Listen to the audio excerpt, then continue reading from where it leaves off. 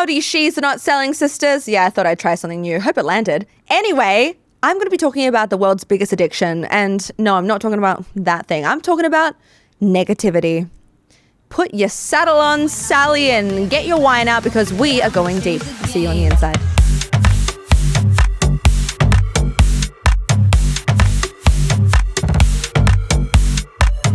Oh my goodness, I saw the most iconic thing I've ever seen in my life. What is it? So unfortunately, I broke my gym habit this morning. Oh, no Stairmasters today.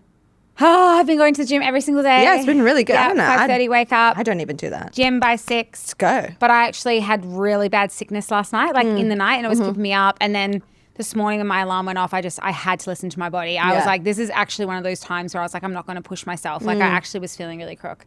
So I stayed in bed and I was like, everyone's still asleep. TikTok. Anywho,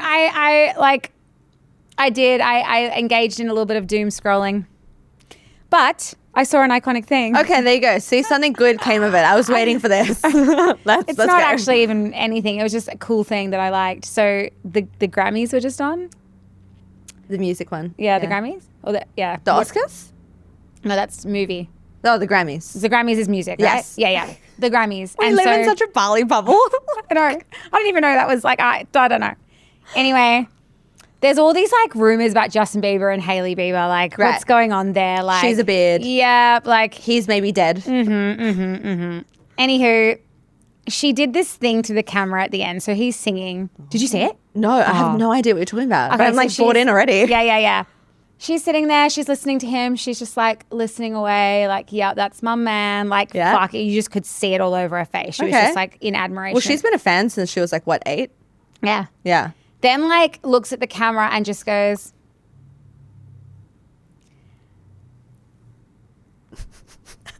what? I know. And I'm probably not cool enough or Gen Z enough to know what this means, but I was just like, it didn't need to mean anything. It just was the coolest fucking thing. It was almost, okay, the way, do you want to know what I interpreted from that? Yeah, okay. It was just like, keep thinking what you want to think. Like, I love this. It's kind of like the world's tiny violin. Exactly. Right? Let me play you a sad song. Like, Oh, I love that. And look, that could be so, like, I'm probably going to get cancelled for this because all the Gen Zs, well, they're just going to be like, that's not what it means. But to me, the energy that I was reading was she was just like, shut the fuck up. Yeah. Like, and I don't need to over applause because I know.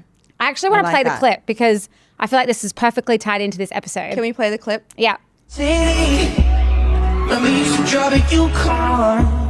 I pick up whenever you call. Like in a parking lot in Tucson.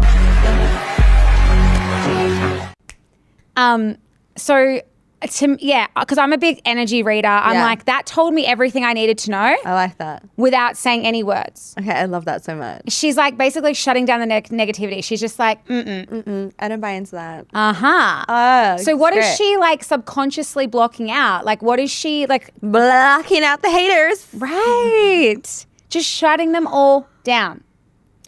And this is why I want to talk about this today because I feel like you can become, and you are a byproduct of the conversations that you have. Yes. The environment that you are in. Yep. The content that you consume. Yep.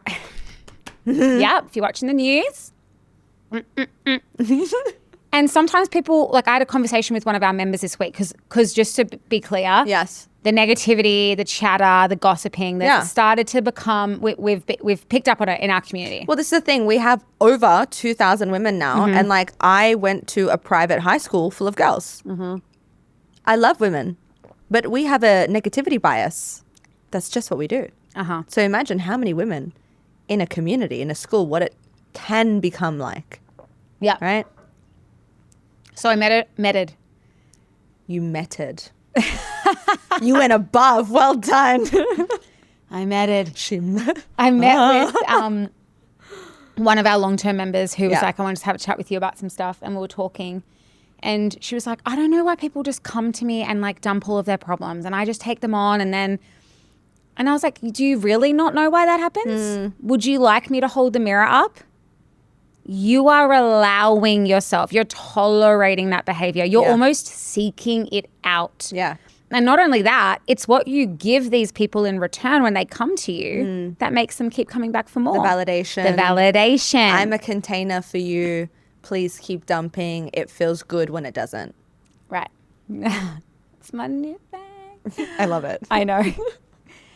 And so then she was just like, you could see she was just like, oh my God. Yeah. Because consciously, she's like, I'm not doing that. Subconsciously, which is, we know, 90% of your actions come. 95 to 97. Right? Okay. Yeah. So subconsciously, she's putting herself in those rooms. Yeah. She's calling on those conversations. Yeah. For what? What is it? How is that serving you? It's not, but it is validating her past experience for her map of reality. That she is the person that people go to when there's negativity, when there's gossip, when there's that negative bias, and then she validates, okay, yes, so the world is more negative, it is more biased, it is more, right? Yeah, what stories is that validating for her? You know what I mean? And then she comes to me and she's like, so cool, I'm aware of this. What do I do now? Change, baby girl. Change the people, change the content, put yourself in new rooms, dress differently. Change everything. Yeah. Change your name. Well, before changing, like just audit even. Do an audit of like, and this is what I said to her. I know you love some of these girls that are coming to you. I know that. You can still love them and cheer for them, but not actually be in the same rooms as them. Yeah, exactly. You can still do that respectfully. Yeah. And she was really finding that hard to grasp. And I was kind of like, you really need to audit what being around these women are doing to you and what tables they're keeping you at and what is it stopping you from being able to do and believe and achieve.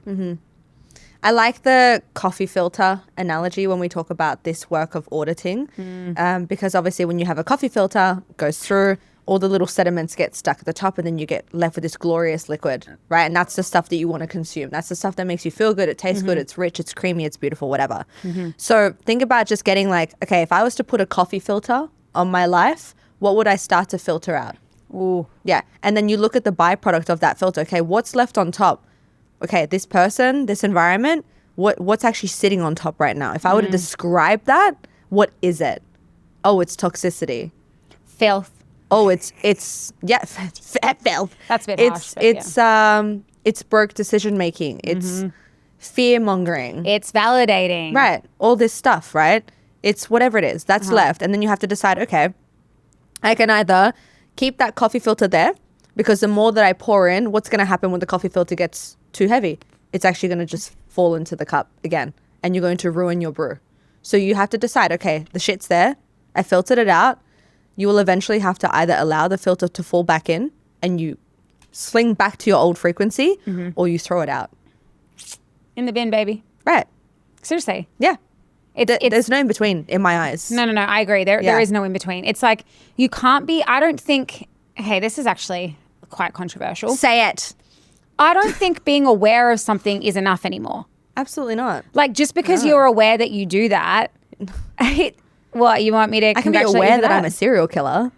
Right, but Doesn't I'm make still it gonna do right. it. Exactly. It's like, so you're aware of this, that it happens, and it's always met with like, you know, and I'm trying to work through it, but it's like, well, what is included in the trying? Because are you cutting people off? Are you filtering people out? Yeah. Are you actually having that boundary to be like, I'm no longer tolerating this? No, you're not doing that. So what does trying, is trying just mean I'm acknowledging that I do it? It's like, that's not, you didn't run in a race. Yeah. I'm not giving you a ribbon for that. Oh my gosh, yes. This is the whole freaking thing about participation ribbons. And this is why I'm not a fan of them. Because it's like, yay, little Tommy ran in a race of 50 people and every 49 people get a participation ribbon. There's only one winner.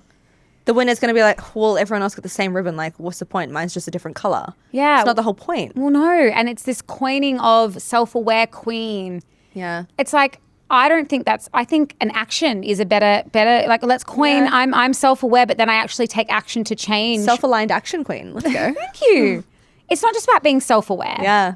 I mean, like, I think that's like the basic, like, lowest level That's the first step of even any program like AA, right? Awareness is the first step. It's the first step. There's like 11 more steps after that. Yeah. Right? So we don't stop there because what's the point? So with the girl that you're talking about, it's like, great, you're aware now. Now what? Action. Yeah. It's a change. Yeah. Right? And trying is not really a step. No, and it's repetition as well in these moments because What is the biggest addiction? What's the biggest drug? Negativity. Oh, yeah. Nah. I was like, Huh? It's like our magic moment's gone. Negativity is the biggest drug. It is in the moment as well. oh my gosh. Yeah. Like it's so easy to get caught up in gossip and fluff and shit.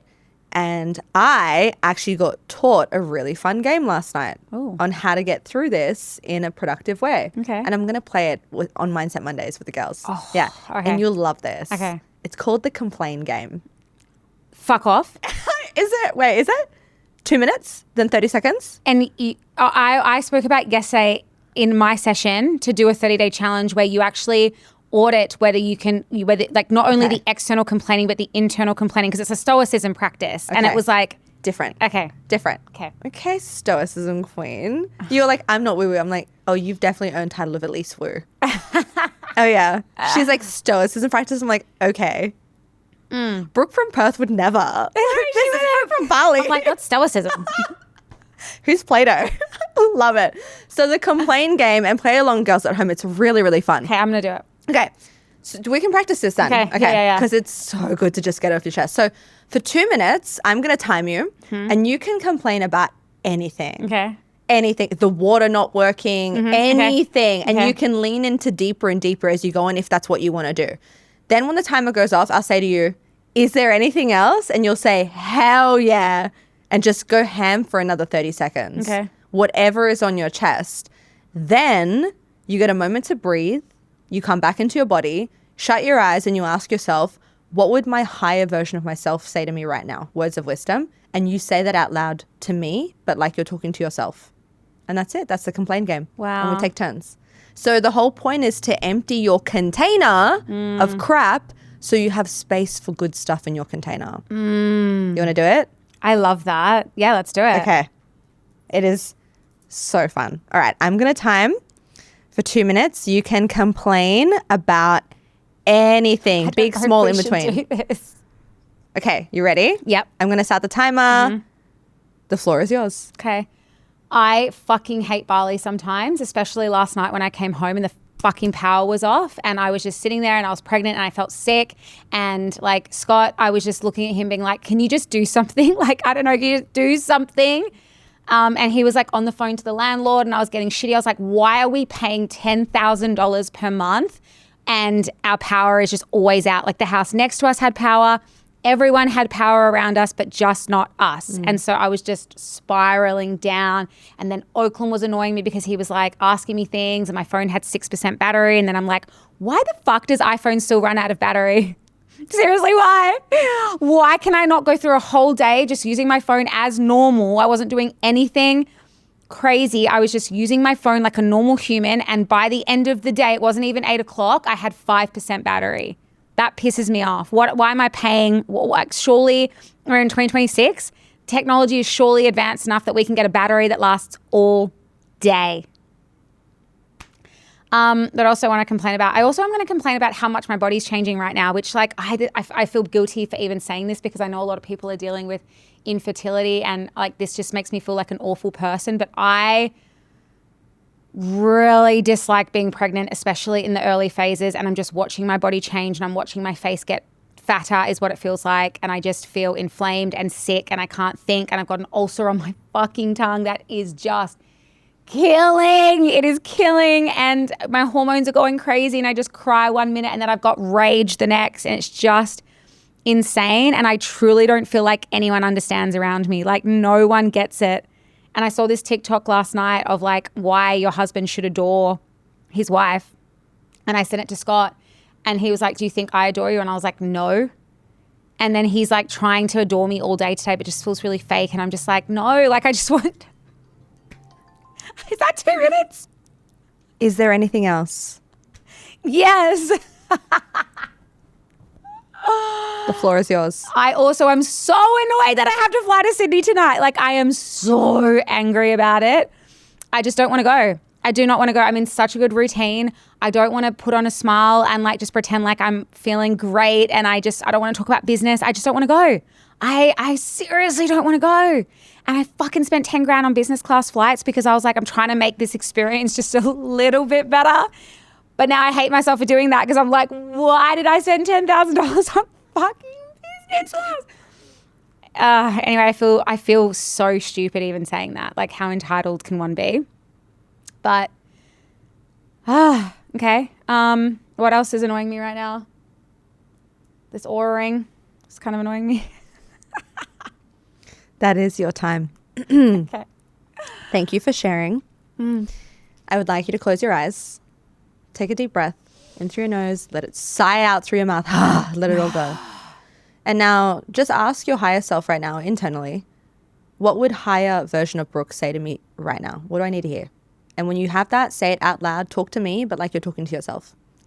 Brooke, let's suppose everything you're complaining about right now, everything you're choosing to believe, all the stories are 100% true.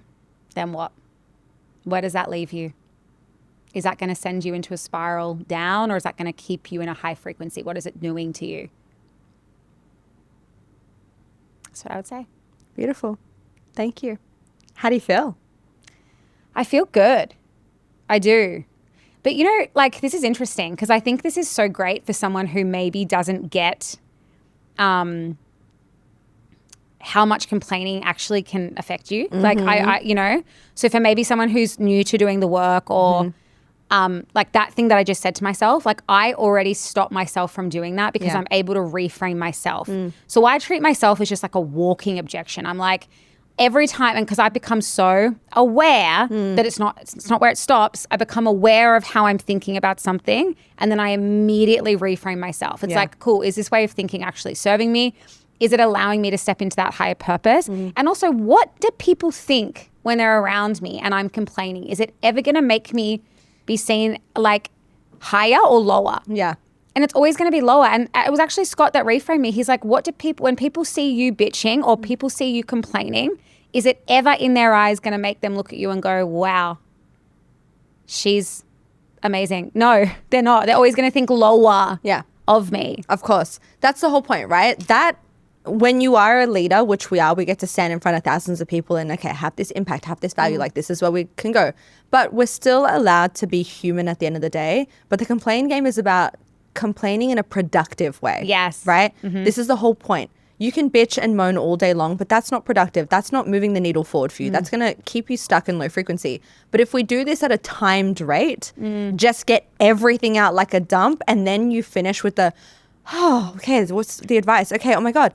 Now you've emptied your container a productive way. There is no need to doom scroll. There is no need to message people. There is no need to hold resentment. Because here's what happened when we don't allow ourselves to actually complain and get it out. Sometimes you just need to get it out. Yeah, it's stored, right? It builds up. Okay. The whole point of the complaint game is to get it out before it builds up and you burst. And you end up complaining in front of others. Or it ends up coming out in like a really toxic way. Yes. Okay. Yes. That is the whole point. I love that. Yeah. I actually love, now that you've framed it that way, because I'm sitting here being like, fuck, like, I don't know if people need to hear that. No, but this is the thing. Let me frame you on this. You just humanized yourself. Yeah. People will be like, oh no, she's great. She's pregnant. She's traveling. She's this, she's that. You're also just a human who's dealing with everyday life on top of building a business, on top of growing a baby, on top of having a relationship, on top of traveling overseas, on top of dealing with other people's, neediness as well. You're allowed to complain, but let's do it in a way that it's productive for us. Yeah, to empty the container so we can allow good stuff to come in. You know what's actually crazy? If you had said to me again, do you have any more? I would actually be like, no. That's good. Yeah, I'd be like, actually, I mean, aside from my tongue really hurting, which I could just keep bringing up.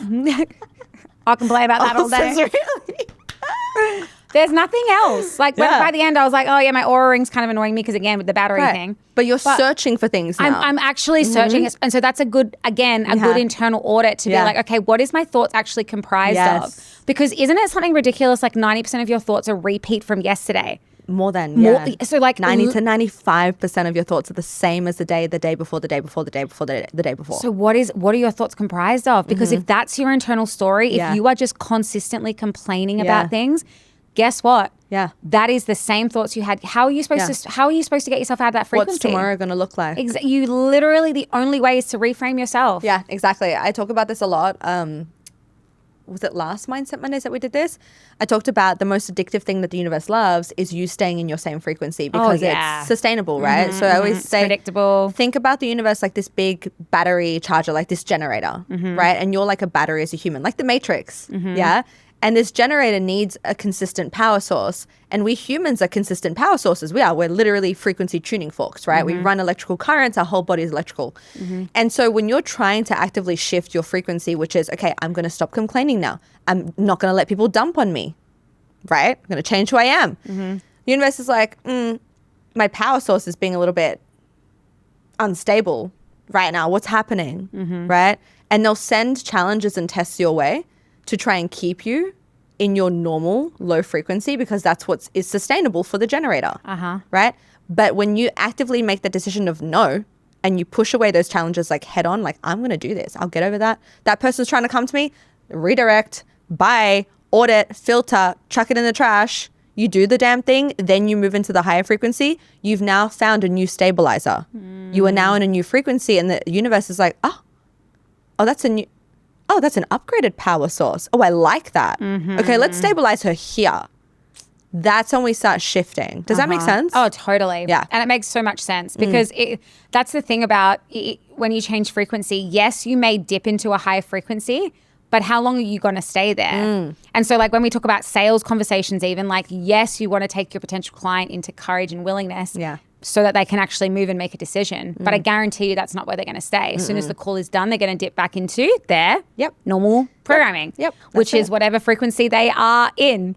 And so it's something to be really mindful of and to continue to do those audits because it's not fun to be in a low frequency. Nope. And this is the thing that people don't get is when you're in a low frequency or because you're only ever spiraling down or spiraling up. There's no like just There's neutral. no in between. No. Exactly. Yeah. So like when you are spiraling down because you're in a low frequency, it's not just one thing. It will be like literally stacking. So you might see someone this happens to me at times that I allow myself to spiral down, which is actually out of my usual programming frequency that I would be in. But what will happen is like, let's just say, let's use a communities example. I'll say, say one of the girls got let go from an account. So I allowed that information to make me spiral into scarcity because that was usual programming for me. So it feels familiar. So when I read that, I've gone, oh, fuck. Oh, shit. Okay, I don't train her well enough. Oh, my God, are these accounts any good? Can we service these women? Then guess what happened? Someone got told they were doing shit and she's on a performance review. Then guess what happened on top of that? It was like I couldn't run away from it. I just kept finding. And I'm like, why am I allowing this to happen? It's me. I'm tolerating it. I'm literally tolerating it. I'm the one that plugged myself into this frequency. Like, stop.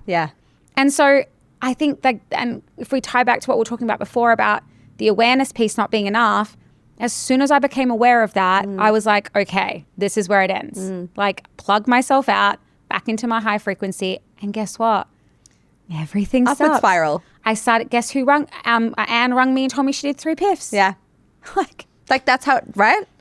Literally, reality bends to you as soon as you decide what is my power source, what is my frequency, what am I accepting, not just awareness, taking conscious action and being aligned with where I say I want to be.